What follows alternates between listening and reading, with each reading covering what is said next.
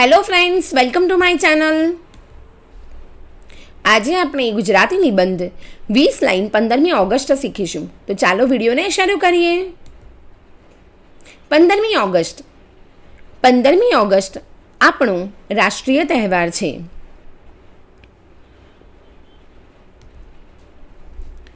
ભારતને અંગ્રેજોના શાસનમાંથી 15મી ઓગસ્ટના દિવસે આઝાદી મળી હતી.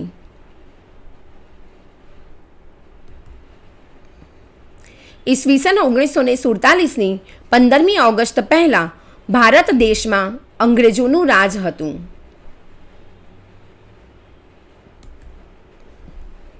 અંગ્રેજોની ગુલામીમાંથી ભારતને મુક્ત કરવા માટે ગાંધીજીએ સત્યાગ્રહની લડત શરૂ કરી હતી.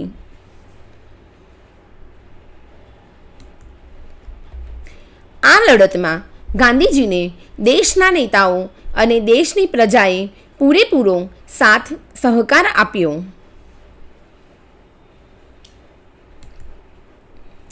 છેવટે 15મી ઓગસ્ટ 1947ના દિવસે ભારત દેશને આઝાદી મળી.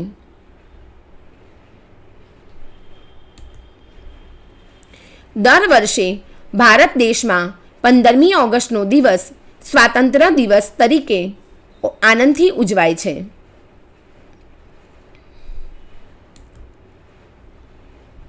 પંદરમી ઓગસ્ટે સવારે દિલ્હીના લાલ કિલ્લા પર આપણા દેશના વડાપ્રધાન ધ્વજ ફરકાવે છે.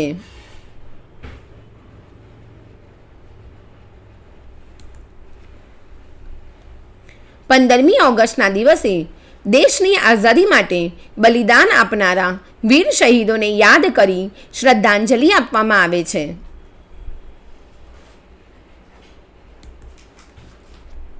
પંદરમી ઓગસ્ટના દિવસે તમામ શાળાઓ, કોલેજો, સરકારી કચેરીઓ તથા અર્ધ સરકારી કચેરીઓમાં જાહેર રજા હોય છે. શાળાઓ, કોલેજો તથા સરકારી કચેરીઓમાં ધ્વજવંદન કરવામાં આવે છે.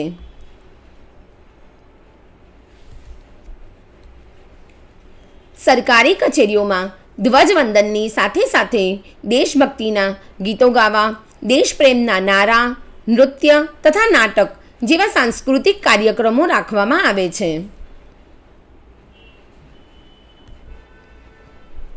આ સાથે શાળાઓ અને કોલેજોમાં પણ દેશભક્તિના કાર્યક્રમો યોજવામાં આવે છે.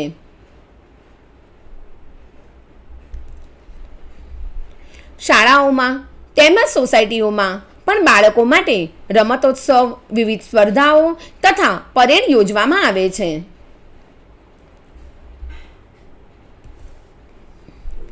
બાળકો માટે દેશભક્તિના ગીતો ગાવાની હરીફાઈ રાખવામાં આવે છે.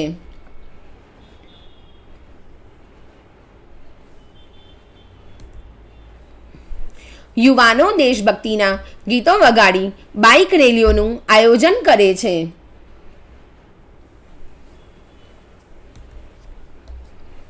પંદરમી ઓગસ્ટનો દિવસ બાળકો પણ આનંદ અને ઉલ્લાસથી મનાવે છે.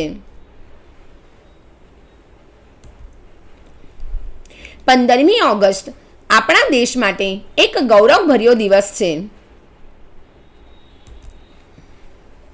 આમ 15મી ઓગસ્ટ ભારતના લોકો માટે આનંદ અને ઉલ્લાસનો દિવસ છે.